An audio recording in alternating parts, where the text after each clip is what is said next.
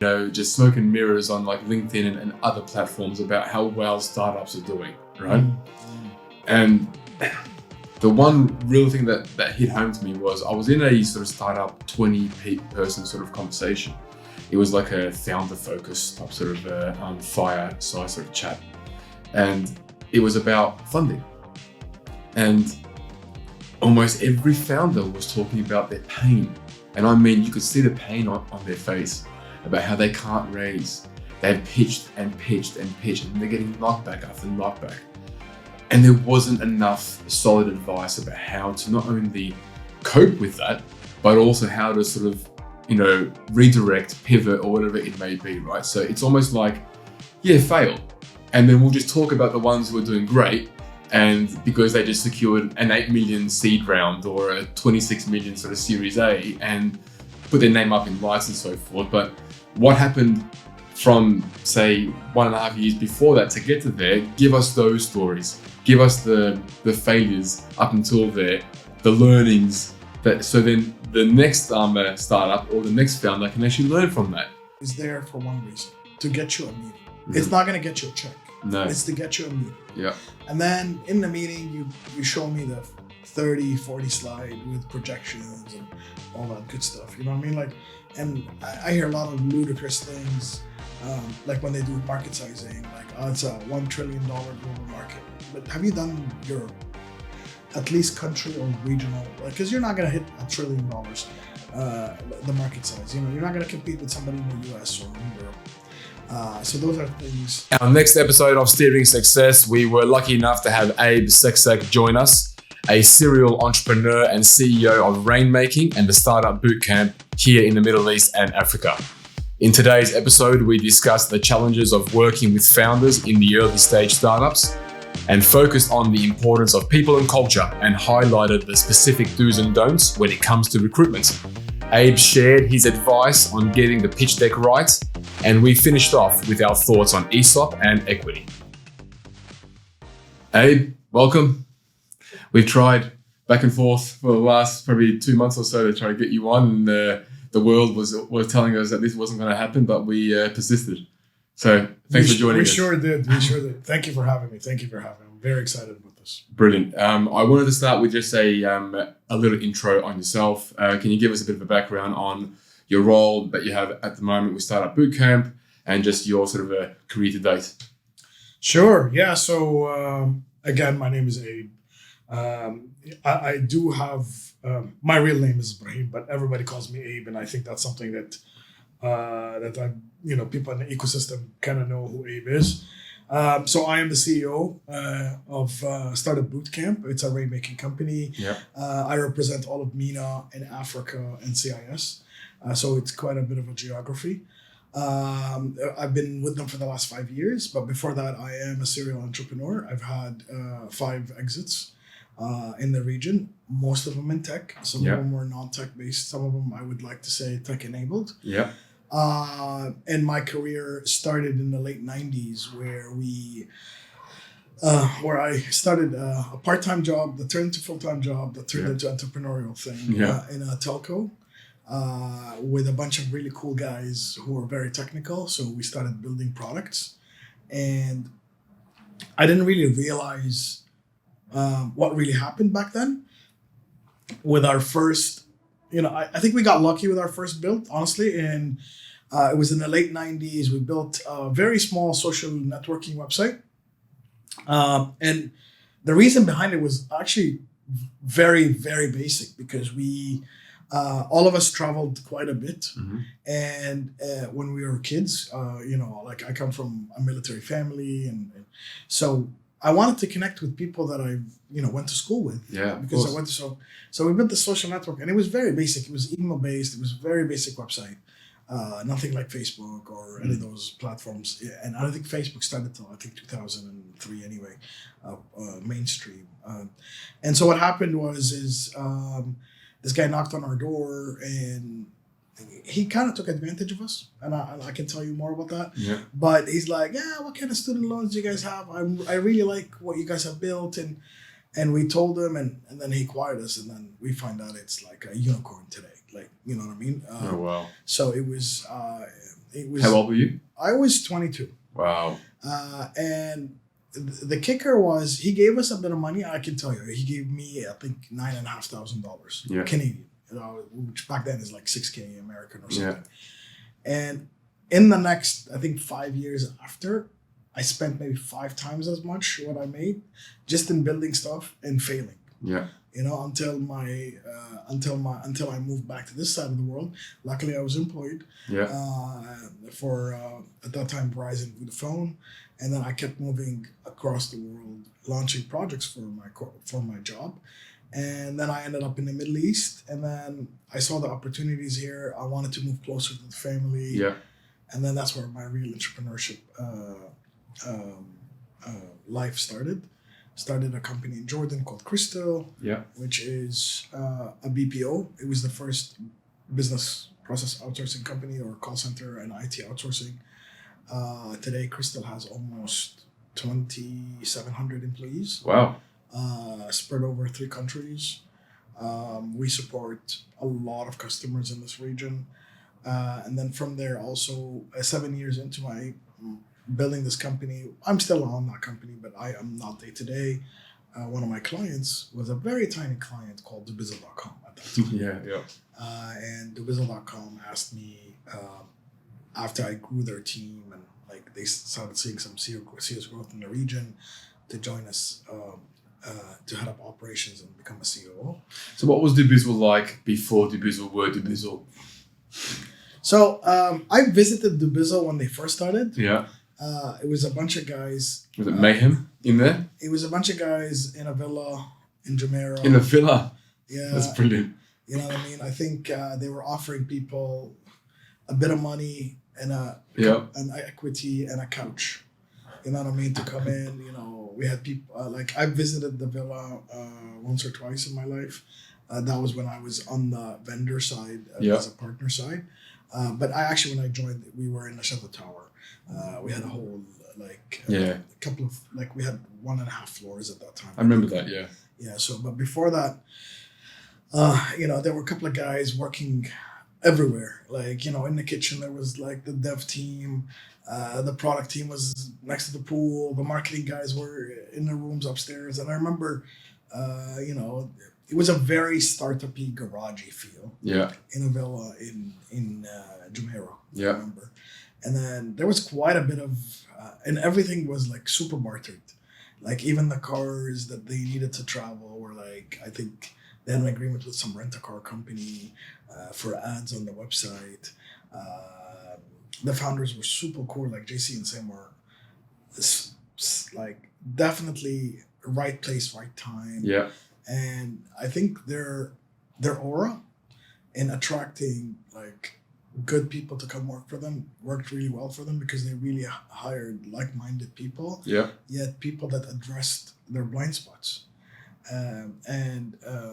What people don't know, and the stories, obviously there's tons of stories. Not only they were at the right place at the right time at that time, but they also did a lot of things by hand. They would print business cards and go to these to those moving pickup trucks that are parked everywhere in Dubai, and they'd give them say, post your ad on the furniture website. And honestly, I believe that's one of 2 things that really fueled Dubizzle, because the downturn in 2008, people wanted to get rid of everything that they didn't use. They needed some more income. So that's one side. And then obviously them partnering up with the owner of Better Homes, having the real estate play, that fueled the other side. And then the motors thing kicked in. And I have to tell you, it was the craziest place I've ever worked in, the most learning I've ever done. And there was quite a lot of stuff that they've done, that they were leading the whole industry globally in the whole classified space. From average billing of a user to return. We had at one point, I think, the 5th or 6th most traffic in the UAE. We were beating Twitter or LinkedIn combined. I think the only people that were beating us were Google, YouTube, Gmail, basic, heavy. Yeah. That was quite a bit of time, and then I exited Dubizzle. I went to an investment I've made way before the team asked me to come and join them. Yeah. Which was a job portal called Akhtabut. It was the first job portal in the region.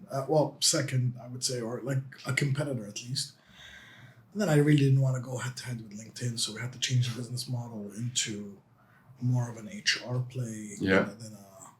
And then I exited that in 2018, and I started bootcamp as a mentor in the beginning.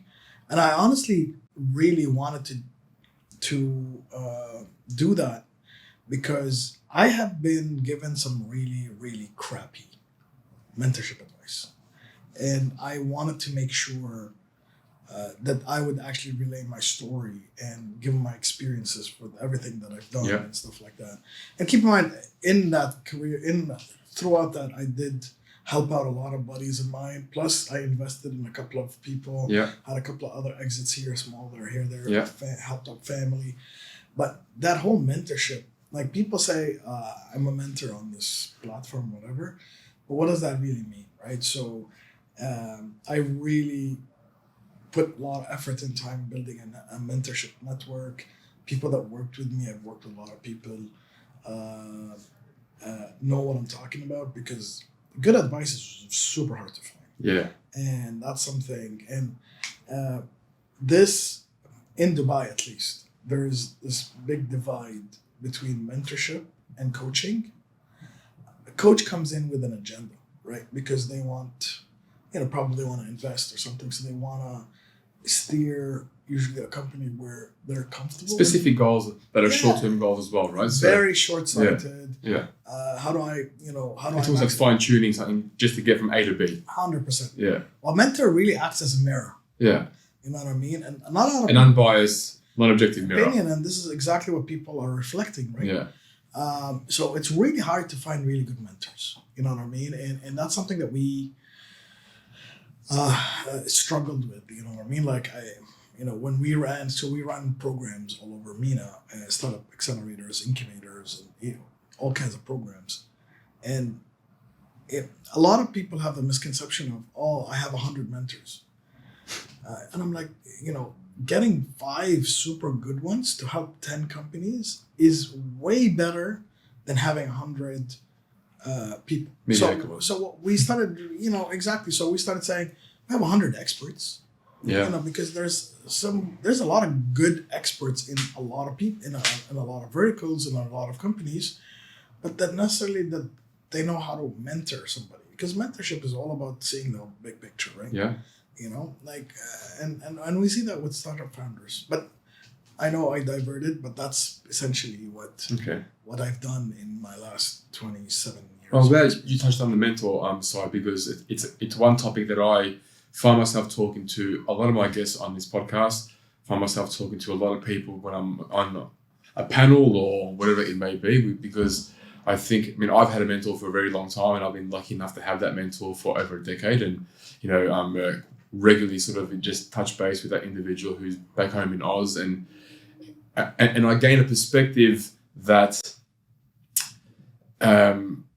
I would struggle to gain on my own, because my head's just so deep in the weeds, and I'm just doing what I'm doing and doing so many different things that if I don't get that external perspective to just step away from what I'm doing to look at things differently, I would struggle to be able to achieve what I'm trying to achieve. 100%. And I don't think there's enough out there. There's enough quality mentors out there who are A, capable, and B, probably even willing to offer this sort of support, right? And I always make this joke with a few friends of mine in our sort of startup ecosystem that there's a lot of showboating and just smoke and mirrors on like LinkedIn and other platforms about how well startups are doing, right? Mm-hmm. And the one real thing that hit home to me was I was in a sort of startup 20-person sort of conversation.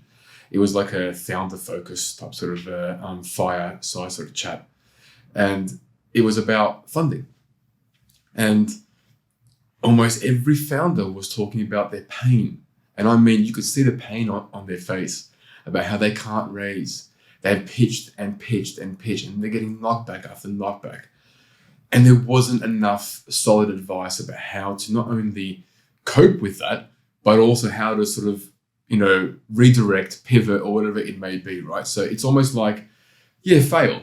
And then we'll just talk about the ones who are doing great, and because they just secured an 8 million seed round or a 26 million sort of Series A and put their name up in lights and so forth. But what happened from, say, 1.5 years before that to get to there? Give us those stories. Give us the failures up until there, the learnings, so then the next startup or the next founder can actually learn from that.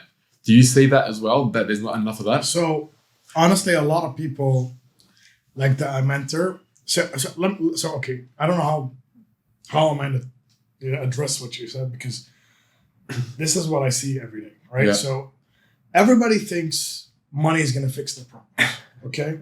So that, money is not the solution to 90% of the startups, okay? Because the second you have business, money is easily accessible. Yeah. There is different avenues you can get it. Worst case scenario, if you have a contract, you can probably go finance it somehow and whatever. But founders have this obsession with two things: money, and then idolizing people who've raised money. We've set a bar, or like now it's how do I call this? It's a recognition that this guy raised X amount of million, or you know what I mean? Like, I've raised over $50 million for all of my startups, and I can tell you every one of them had a different story. But I've actually narrowed it down to, in my first 5 years of my life, it was every 30 something meetings, I would get a yes. Yeah. While now, maybe because of my track record, every 10. Yeah. I you know what I mean? While people are saying, oh, well, you can easily raise. Yeah, but like, it's not always about yes or no. It's about, is this investor right for you? Right now, yeah, exactly, right. And stuff like that. So that whole, people want to hear about, this founder who raised 100 million because they think, but there was tons of crap. You know what I mean? Like, I've sat with a lot of investors where they say, okay, I'll give you whatever you want, but I want 70% of the company. So it's not only the investor being right, but it's the terms, right? The terms. Yeah. I've had investors call me up at 11 at night to come meet up. Like, we've had all kind of all kind of crazy stories when it comes to investors. Yeah. And the thing is I think founders, especially first-time founders, really struggle, and they really think that, this is the topic. And I'm surprised that when I sit with a lot of founders who I've seen in a while, because, I'm on like maybe 20 WhatsApp founder groups, and people who've products I've heard of, when I sit with them and then I ask them, what do you think the average lifetime, how fast can you close a round? And people don't know that basic question, and then I tell them, listen, in MENA, it's an average of 9 months. Yeah. And people are shocked. They're like, no way. I have a friend who raised in 2 months. I'm like, hey, your friend is lying to you. Or that's the exception. Or he knows somebody. You know what I mean? Like, and again, like, and see, the thing is as well, some founders have manipulated that whole conversation. Like, sometimes you hear, and I know for a lot of facts, and I'm not going to mention names, but this founder raised $3 million, but it's not really $3 million. It's like 1 million in services, $500,000 in mentorship, but they say 3 million, right? So, or it's a government subsidy over 5 years. Yeah. You know what I mean? Like a 200K. Like people need to be, they need to really question what's out there. And see, the other thing is, people say, and I see this a lot with first-time founders and the people in their surrounding ecosystem. They say, oh, there's a lot of money in startups. There's this guy raised $2 million for the seed. There is, in Dubai alone, there's 22,000 startups registered. We're getting funding, 1 to 2 a day of a normal day. So let's say there's 500 getting funded. So that's 500 out of 22,000. It's a low number. That is a super, super low number. Yeah. I think, when we talk about the ecosystem, I think there's more things to attract. Like we need to create more angels. You know what I mean? Because I generally believe money is available, anything over Series A. Yeah. Because there is money in MENA, but there is money because we still haven't matured enough, like the mature markets, like the US and like the Far East, where they're willing to take a chance. Yeah. But here they want to they'll pay more money, but they know they're getting a better deal or a more guaranteed money in return. More of a sure thing. Exactly. So I sit with the founders and they say, I heard this guy, he got his first 100K check, in one coffee. And I'm like, in all fairness, happened to me once in my lifetime. It was only like an $11,000 check. And I sat with a lady. She loved everything he said. And then she wrote me a check. Yeah. But that doesn't, I've had over 500-600 meetings. That's a unicorn by itself, right? So those are the stories. And then, what blows my mind is mentors don't rely that to their founders because fundraising is a full-time job. And if your mentor is not telling you that it's a full-time job, because then, other than fundraising, you still need to run a business. So how do you split that up? And that's where good mentors need to tell you, you spend 2 hours a day on, finding mentors, getting meetings, but you still need to run a business because you need to prove why people are putting money in. Well, this is a huge challenge for founders in general, right? Yes. So founders, the full-time job is raising money. Full-time job is running the company. A lot of founders choose to also do the people and culture recruitment side as well. But they take that on. So you got 3 full-time jobs done by 1 or 2 co-founders, whatever it may be. Okay. You mentioned money isn't the answer to all the problems. I've said numerous times on almost every episode so far that it doesn't matter how great the business is, it doesn't matter how great the concept is of your business, the idea, what you're trying to disrupt or whatever it may be. If the people that you're bringing into your business aren't the right people, that business is going nowhere. 100%. Right? 100%. Why do you think because you're exposed to a lot of founders, okay, to a lot of different types of founders, okay? Why do you think founders feel the need to take on the sole responsibility to identify and attract and onboard their staff in those early stages rather than going to a partner and saying, for example, my business, right? And I work with a lot of startups and a lot of founders. Sure. But it's a struggle to get them to that point where to let go of that responsibility because they feel like they should. It's almost like someone's convinced them they should be doing this on their own. 100%. And see, I see that a lot actually, where the founder is wearing so many hats, and I generally think there's a couple of types of founders. If they're a technical, and I don't mean like programming technical, but they're an industry expert in some vertical. Yeah.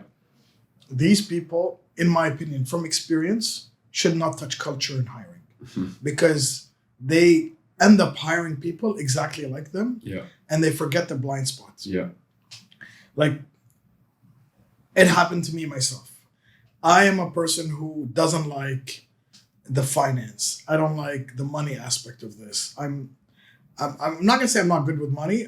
I wasn't, and I'm gonna be honest with you. And it's my least favorite.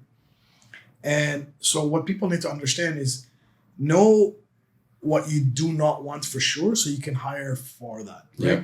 But people say, no, you know what? What's the first 2 things people always forget in a startup? Finance and legal. Mm-hmm. We'll say I will incorporate somewhere else later time when we get a contract, which is an agile way of thinking, and it's fine, but that's very important. And then accounting is they always think they have more money in the bank than they actually do, right? Yeah. So those are the 2 things I always think. So that's one. So the technical hires, the technical founders always struggle with that. And then you have the other the salespeople who go out and sell the world, and then they don't, and then they say they know tech is an issue or the expertise is an issue, but they keep selling it anyway. Mm-hmm. And then they keep failing and they keep failing and they Yeah. keep failing until they find it. So a philosophy we have at Startup Bootcamp is we don't even invest in any company that doesn't have 2 to 3 founders. Mm-hmm. We don't do sole founders. For that reason, you know, and keep in mind, especially when you're an expert, experts are usually well paid, and then they say, okay, I want to do something on the side, or I want to start something on my own. And then they, you know, after 6-7 months, they're like, oh my God, this is really hard. Yeah. And then they start getting job offers, even if they've raised a ticket, even if it's a small couple of $20,000 ticket, you're still liable for it because you took money from people, right? But they say, I'm closing the company because I got this offer and I have bills to pay. And I get it. I understand. I understand it. So going back to that aspect of, you know, culture is so important. Like if you look into some of the stuff that I've built, the first thing, even when I used to sit with my co-founders, I'm like, okay, what's the values and what is our impact? That is very important because you're selling where you're going to and not we're selling now. Yeah. And I keep saying that you need to hire marathon runners and not sprinters. Yeah. Because sprinters will lose control, they'll be toxic. And again, that's from my own personal experience. And for me, I've been lucky and blessed with hiring good people. I have a better sense of it. I've obviously pulled the trigger on a couple of people that I should have never hired. We all have. Yeah, you know what I mean? And I am like, that's an oops moment. Yeah. But I always would like to hire people that are very energetic, very enthusiastic, and I'm going to need their skill set down the road. So I would like them to grow into something because I don't want people to hire for now. Yeah. And then 6 months from now, they say, okay, what's next?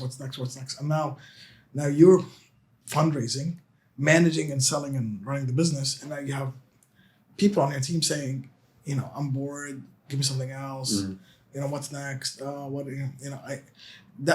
People, for me, I'm very big into giving ownership to certain people, but they need to grow into that, right? So, and the balance is, you're gonna have to juggle the balance between that, and that's something that I generally have struggled with it. But people who have worked with me have said that culture has been something very a part of my DNA. Which is good to hear. Yeah, and it's like how do you advise that to founders that you work with in Startup Bootcamp? How do you get them to see the importance of, with everything else happening behind the scenes, right, left, above and below, that you're dealing with as a co-founder of a business, trying to get it up to revenue generating, profitability and scale and so forth. And you still need to try and coach them and advise them into take a step, take a breath, and you need to build the foundations of your culture in your business and have the right people to be able to drive that culture and share the same values. What advice do you give them in those moments, in those early stage moments, to actually get them to buy into that as an important cog in that machine? 100%. So there's 2 ways I always go, depending on the founder. If it's a very financially savvy founder, I say, listen, a cost of a bad hire is around 12 to 14 salaries. Yeah. So, you make sure. Let's just say that again, because let's just say that very, very loud for everyone to listen to this. Okay. Yeah. So a cost of a very bad hire is 12 to 14 salaries. Yeah, 100%. So, and not including the time and effort. Yeah. You know what I mean? So when we talk about hire slow and fire fast, which is a rule I stuck by, and every once in a while I break this rule because I want to give people the benefit of the doubt. You want to give them a chance to succeed, right? Second chance. As long as the right signs are there that they're moving towards something positive. Exactly. So that's something very important. You have to understand the time and effort in hiring somebody, and then giving them their time to grow, to get to the speed, and then give them a bit more time to say, okay, they're not performing, and that is a year. You lose a year. So that alone is quite a lot of time, effort, and financials. The other issue is, I know a lot of founders that also are so big into culture that, they're hiring a friend, which I am usually 100% against, because I don't, like, every co-founder I've ever worked with, I've traveled with, we've done, like, we get along just fine. Yeah. But we like not to, because you already see mix. them for 7 or 8 hours a day, and people keep saying, oh, it's your second family. I don't think that's true. I think they're first family, because you don't see your family for 8 hours a day, right? And that's something that I emphasize. I said, listen, you can tolerate, you want to hear the opposite side, you want them to challenge the status quo, but you also need to make sure that you and them are aligned on where you're going to end up. And that is super, super difficult to do. I personally do like some testing. Not everybody, obviously, like the people are going to work directly in some certain levels. I know some programs have done psychometric testing. Yeah. They've done all kinds of, interview processes and testing like that to make sure that, but sometimes, at that level, I think when a founder, especially the first 5 people in the room, you're going to have to trust your gut to a level. And you really need to look at the warning signs, of what people ask and what people don't. Again, people might not like what I'm going to say right now, but, I have an issue with people asking about salaries, if you're coming into a startup. You know what I mean? Like, especially, they say, this startup is up and coming. I want to make what I make in my corporate life. You know what I mean? Like, well, they're not self-aware, right? So exactly. So now, not only do you have to make sure that they're fit, but now they have to get them into the whole ecosystem conversation. Yeah. We're a startup. You're here because for the life, the work balance is usually better than corporate. You can't get the whole cake. You know what I mean? Like, you can't, get paid super well and work 7-8 hours, work on something cool. Like, it's called work. I'm sorry. Well, look, the perception is typically inaccurate anyway, because they think that founders or entrepreneurs or people who work in startups, they have an easier life. We don't. I mean, I laugh with my wife when I decided to start up Arc Talent. It was just over 4 years ago. I said to her, I'm going to start my own now. That means more time with me and, and the kids together, and I'll work 5 hours a day, and I'll just make enough revenue just for us to live and so forth, right? But the reality is 10, 12 hours a day, you live and breathe your business. It's your business. Okay, everyone that you bring into the business, you wrongfully expect them to love it the way that you love it, to care about it the way that you care about it, when there's a different level of sort of connection from you to your business, to your staff and your business, right? 100%. So that's something that I've always noticed. With the bad hires, or with just hiring in general, I'm not sure about how much exposure you've had with dealing with people like myself and my competitors over the years, right? But I've always found it strange, as a service industry, we're pretty much the only industry that you have the customer base almost exploring every avenue before they come to you. It's just like, I need to see whether I can do this through any other channel before I go to a recruitment company to then get them in to actually do what I need them to do, which is what they do for a living, which is, hopefully, if they do it well, identify and attract the best possible person for your business. 100%. But I feel that not only founders, even multinationals, it's almost ingrained in their head over the last decade or so that is, what else can we do to not use that service, right? Yeah, it's like the nuclear option. Yeah, but why? Why is that? So there's 2 ways, in my honest opinion, and just to touch on the previous point, there's also a lot of wishful thinking. Yeah. When hiring somebody, and we're like, yeah, I think I can do the job, and I'm like, oh my god, no, like, and honestly, every wishful thinking hire I've ever had never worked out. Yeah. Never ever worked out, because they want to hire a mini you And that never ever happens, right? Yeah. And to answer to your thing, and I've worked, I exited a recruitment portal. Yeah. We had a headhunting division as well, and we were hired for three things. Either because governance, if we're gonna hire somebody outside, they need three vendors. So we were a tick box. Okay. Number two, either something super super niche, like they want access, and honestly, those hires were always good, but those were like very small jobs, and they're like maybe 10 to 12 a year. Like they cannot pay for your business. Yeah. And the third one was just to sniff around. You know what I mean? But it's always like yeah. Okay, so again, a lot of people say, you know what, I know a lot of people, I'll just use my network and I'll put my, like, I'll give you an example. I'll give you an example that's happening with me right now. Right? Yeah. So, okay. So I have around 30 something thousand people on my LinkedIn, right? So I've done a lot of these connections. And now I used to post, I'm looking for this person.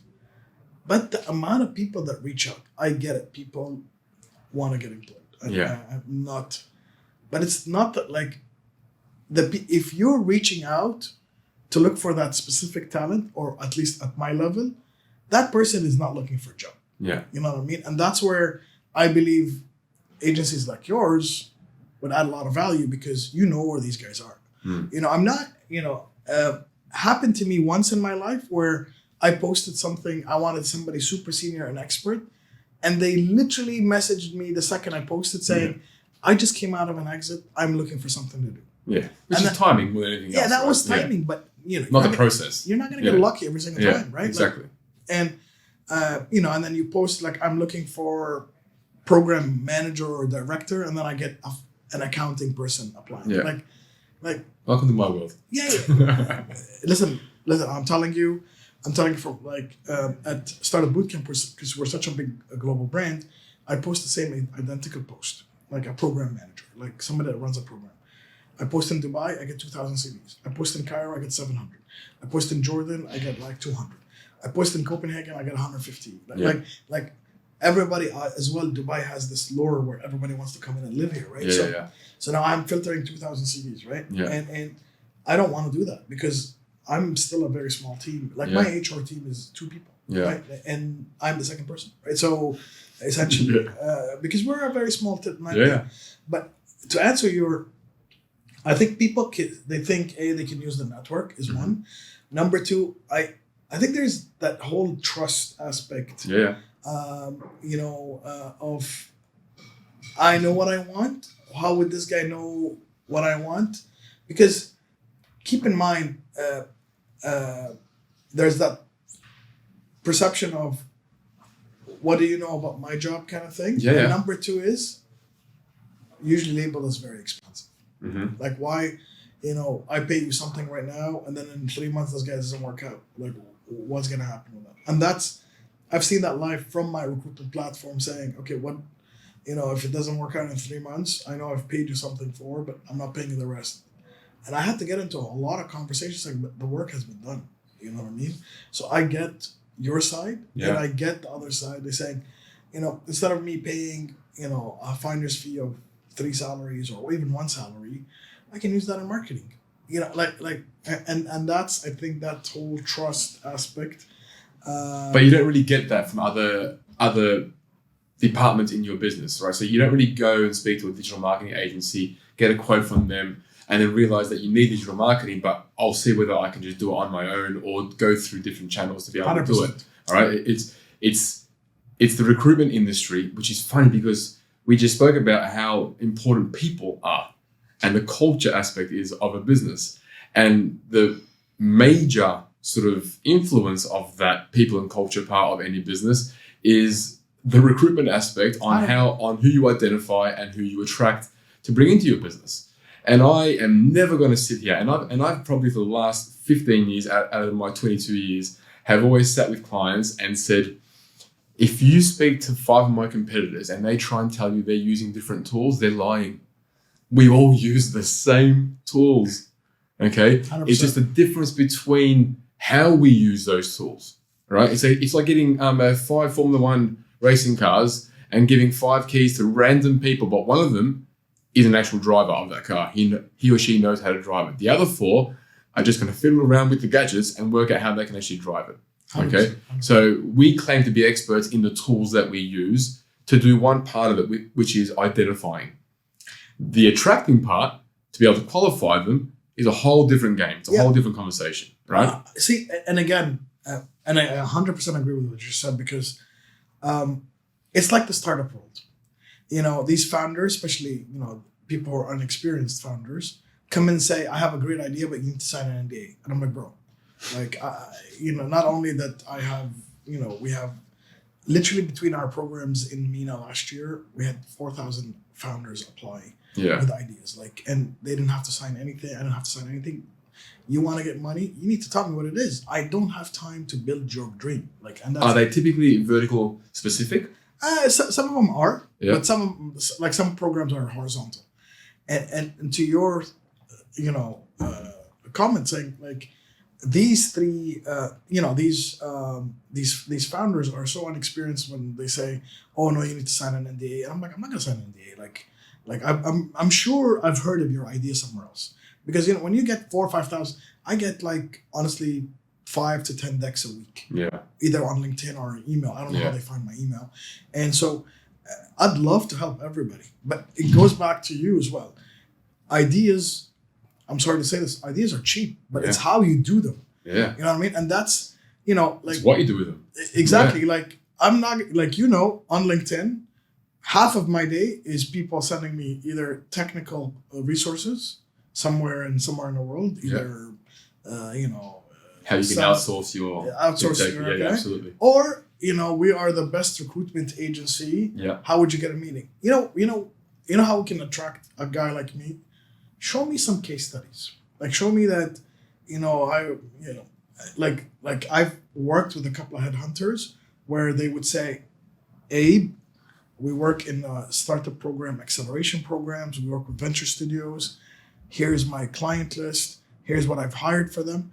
I've honestly asked them to come into the office, because now these guys have already, they've done the work, not the copy paste message saying we're the best. Okay, on how do you think you're the best? How do you talk about what? And I'm sure, you said the tools. Everybody uses the same tool. Okay, at least a flavor of tools. I remember what is your ATS? I have folders on my ATS with thousands of CVs, because I've said, and they would apply to something. I'd be like, we might be hiring. So this guy is realm of. Yeah, exactly. Yeah. So I save his CV somewhere 100%. else. So, but it's, while some of the people I've worked with, they would just say disqualify them, and then they'd reapply.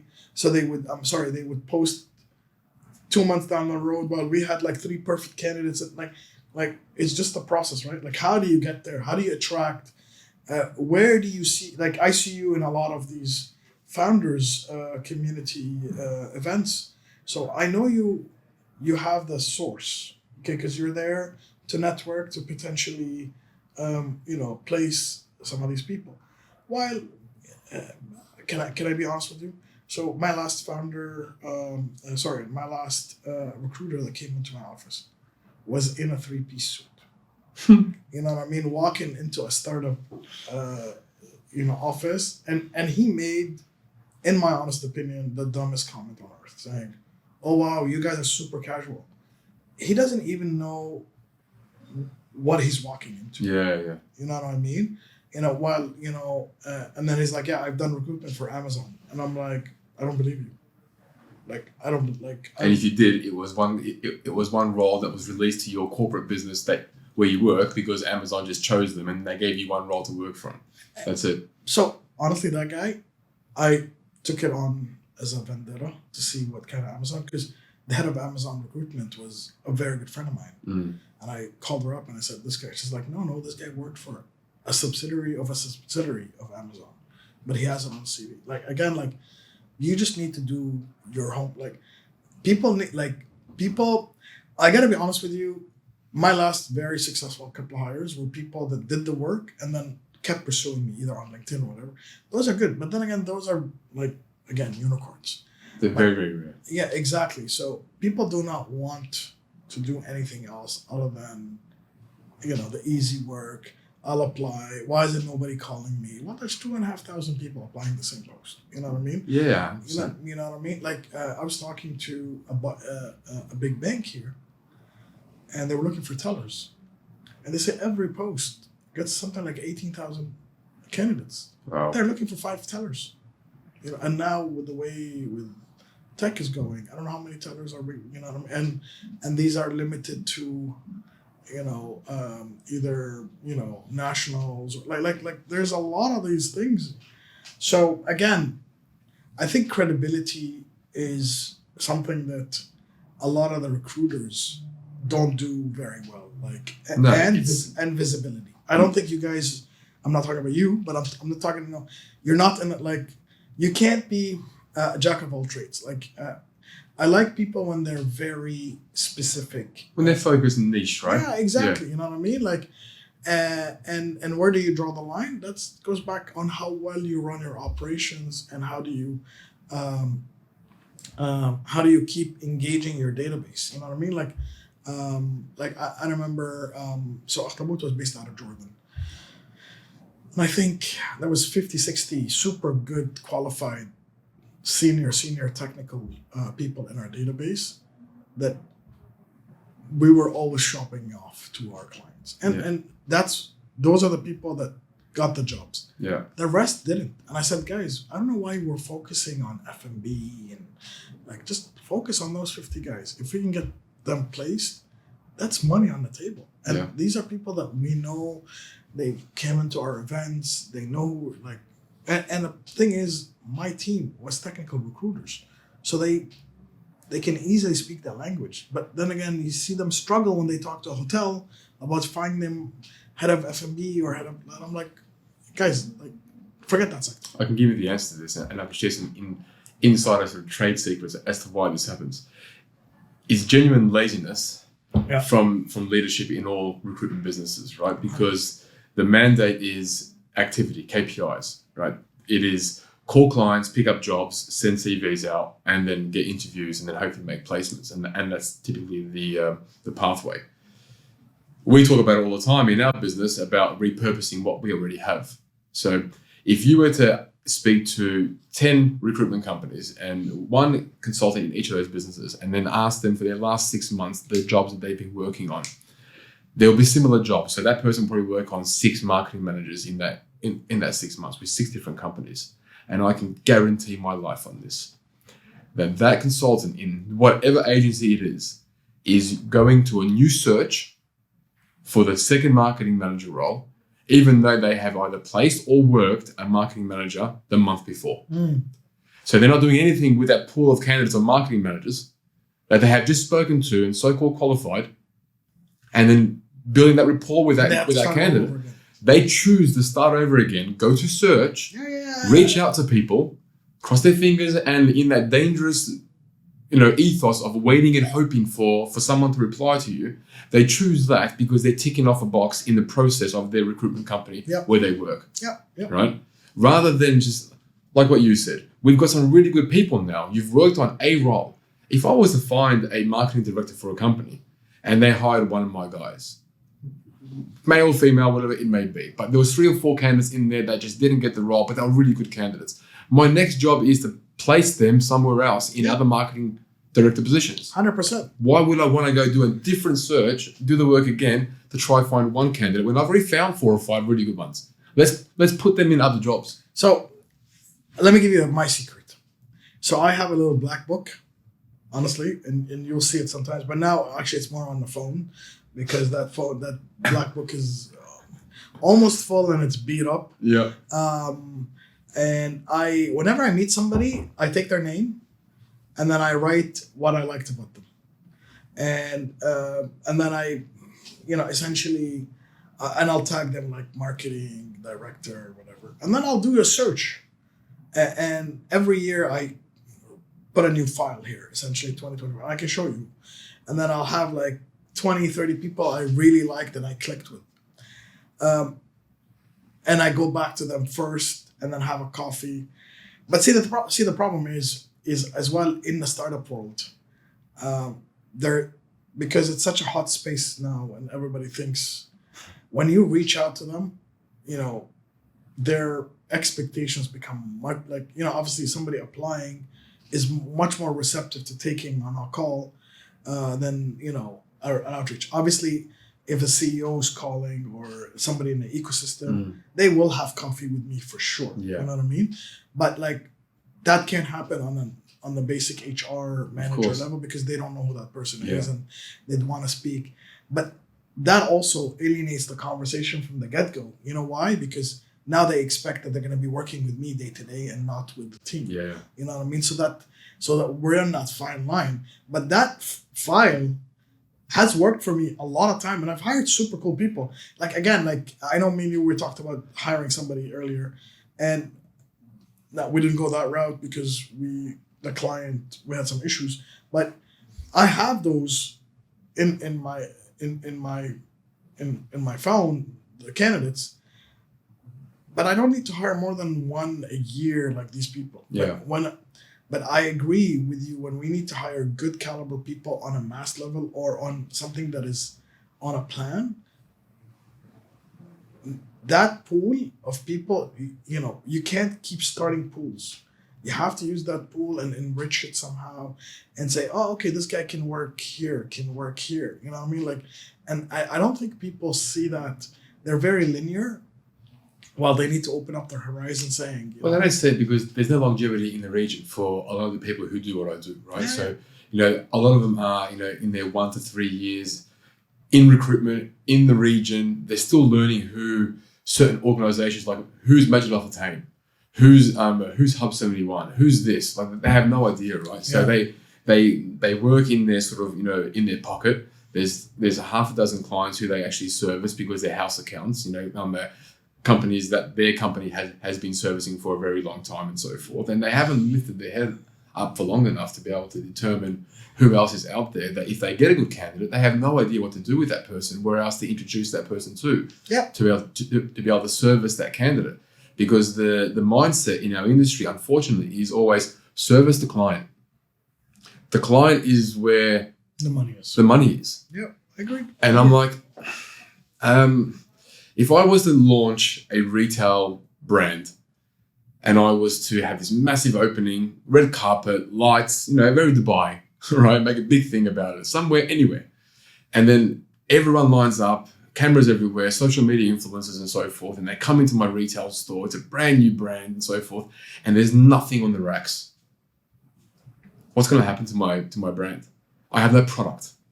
Now, as wrongly as some people might interpret this, the candidate is the product. No. Right? And for me, it's the startup that's the product. Yeah, 100%. I'm trying to grow the company so I can go out and shop it off because I'm an equity owner and I want more money. I want to invest. And exactly. So, and I 100% agree with what you said earlier. So because you look after the product and more than anything else, right? Not only that, I feel a lot of recruiters, in my honest opinion, they do not evolve. Yeah. What do I mean? They did something very well for a year. They keep selling the same product. And honestly, it's not only recruitment. Any business is like that. We're in the time of our lifetime right now, where if business doesn't evolve on a yearly basis, either enhance the products or fit the market, things are like we're missing out. You know what I mean? Like we become a fad business, right? And again, like my first question to recruiters when they come in, who do you know who's our competitors? Because I want to know, because probably your first thing is you're going to go poach from our competitors. And some of the stuff people used to tell me was just ludicrous.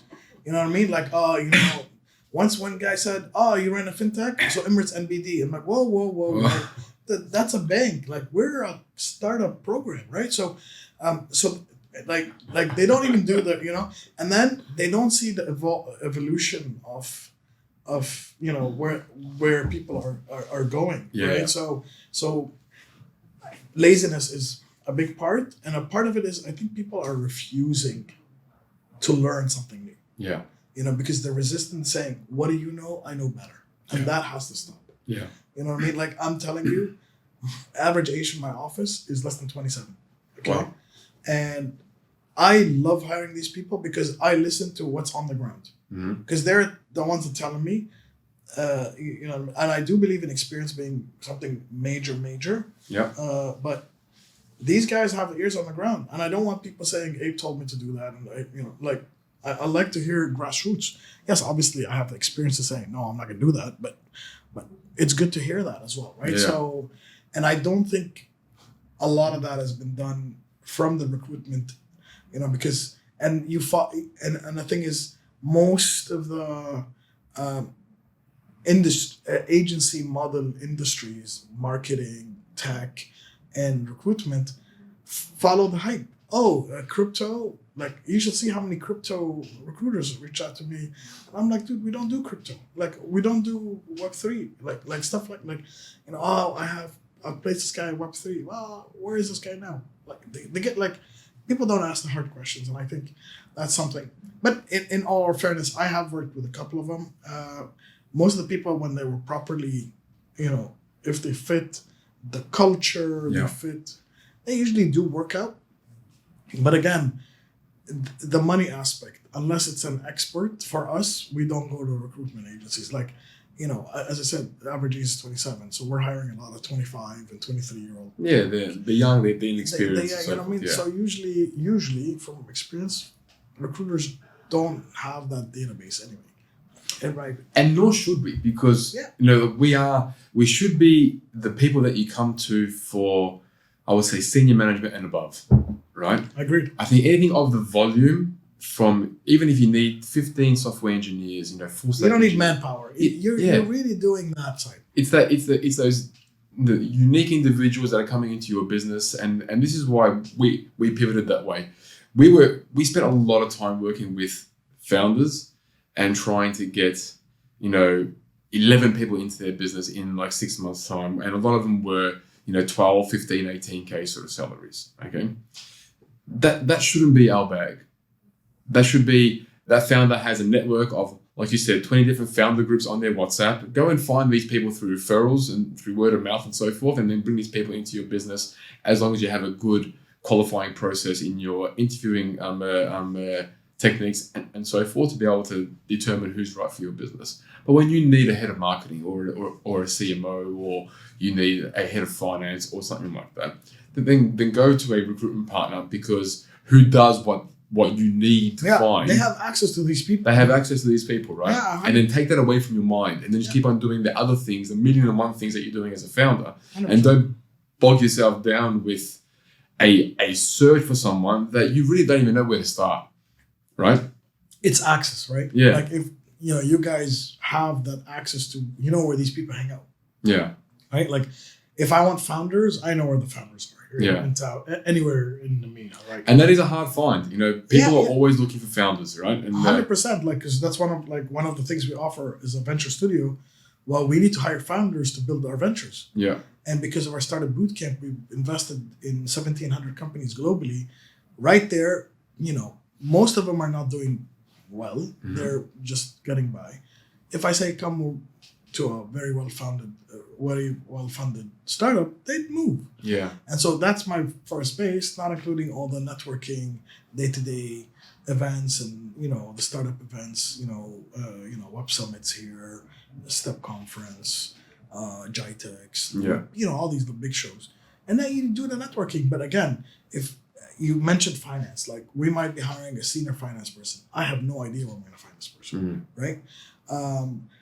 I have an idea to start, but why would I waste my time and effort? Again, it's effort versus reward, right? Yeah. So when it's young, yes, effort versus rewards, because you're hiring mass. Yeah. But that right person, like I do not want to hire a CMO and then pay 13 bad salaries. Yeah. You get what I'm saying? Like then it really adds up to you. Yeah. So we can definitely talk about sort of people, culture, recruitment for a very long time, but I do want to touch on a couple of other things before we sort of finish up. You mentioned you receive a hell of a lot of pitch decks, on a daily, weekly, yearly basis.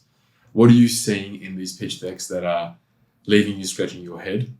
And And what advice would you give these sort of early stage founders when they're putting these pitch decks together? Where is the sort of point of call to go to say, get that advice, get that structure around how these pitch decks should really look? So, 100%, this is something that, obviously, as I said, we get a lot of pitch decks, and now they seem to be around two themes. Yeah. Sustainability businesses, which is, I totally understand. Yeah. And the other one is basic expertise, blowing it up into a startup. Mm-hmm. Whether it's e-coms or something like that. Yeah. But I personally, pitch decks should have, I think, here, let me state the slides. There should be, it depends on the level, but if it's a very fresh company, founders first, because I'm buying you, not the company. Of course. Okay. The team. To what point? So when do you put the founders at the back? Okay. I would say after seed. Okay. Okay. So if they have never raised money, yeah, in my opinion, founders should be first. Yeah. And then what is the problem? Mm-hmm. What is the solution? Mm-hmm. Or what is your solution, essentially?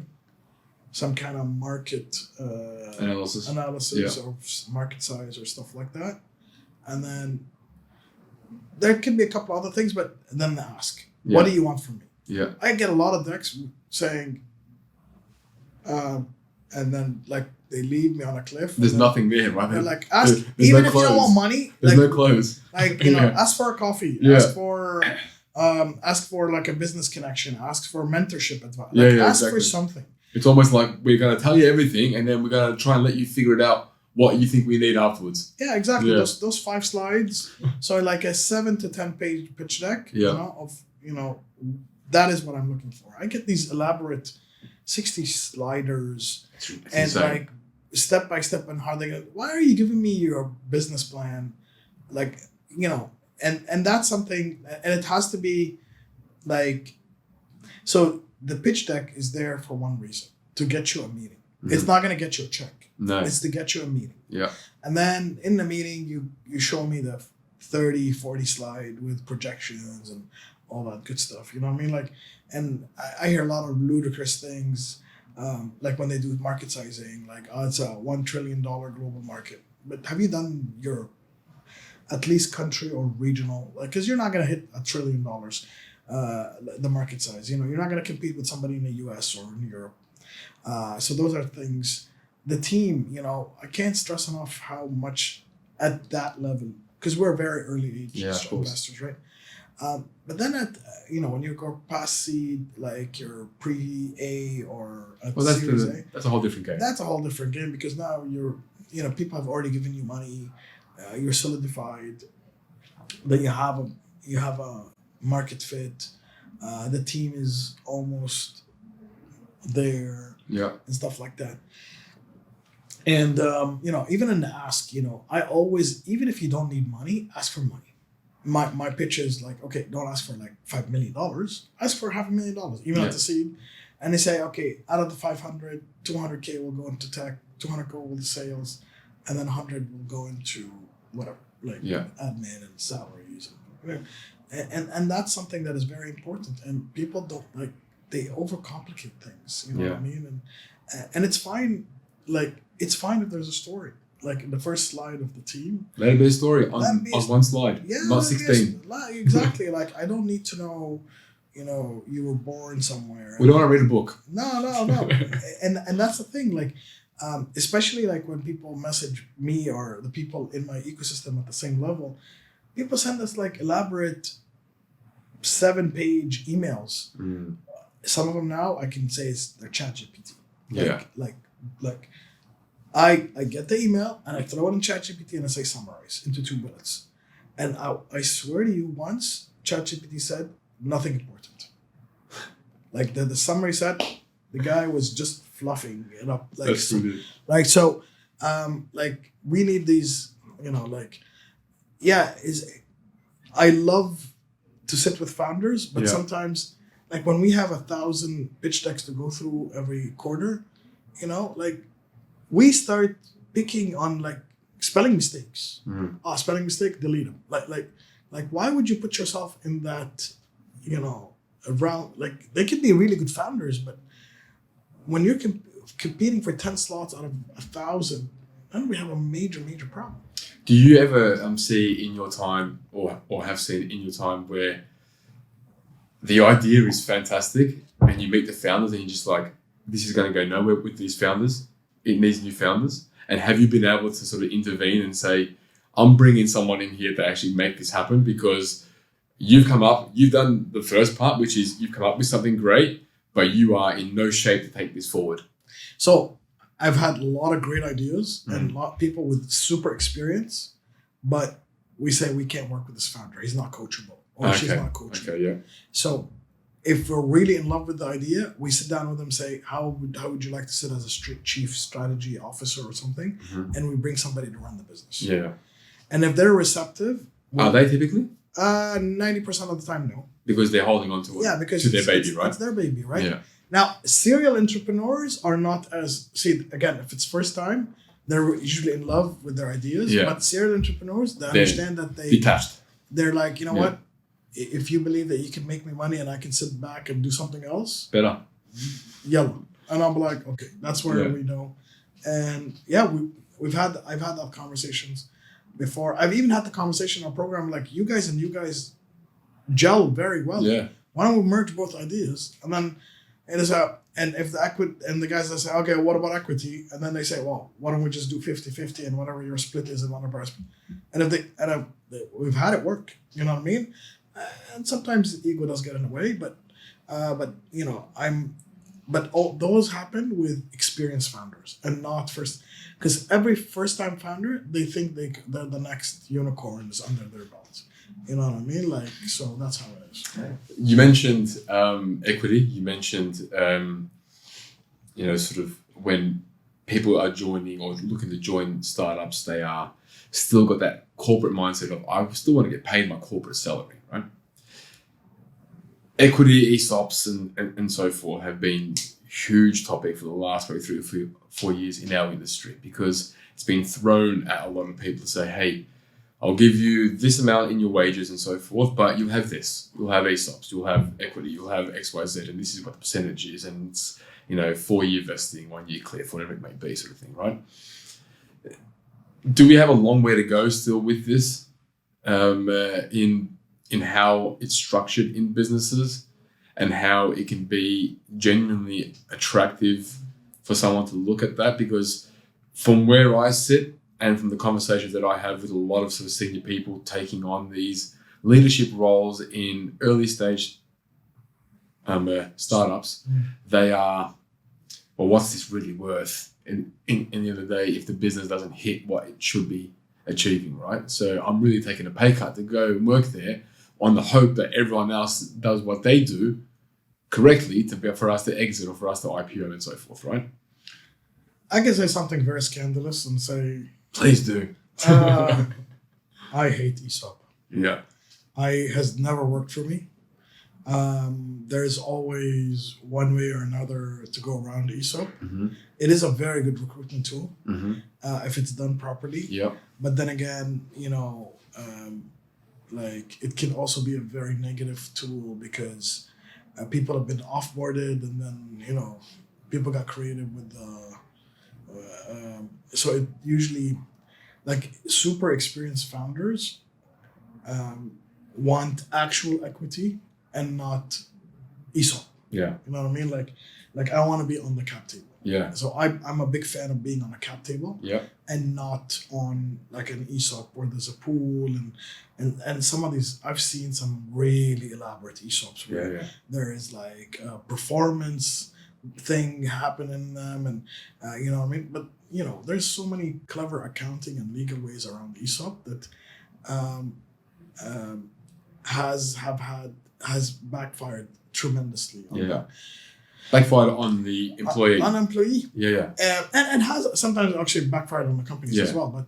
But more so on the employee. Yeah, exactly. Like, especially in our side of the world, where I know ADGM now is working on something, but most of them, like if you go to Saudi or you go to Jordan or Egypt, ESOP is not even legal. No.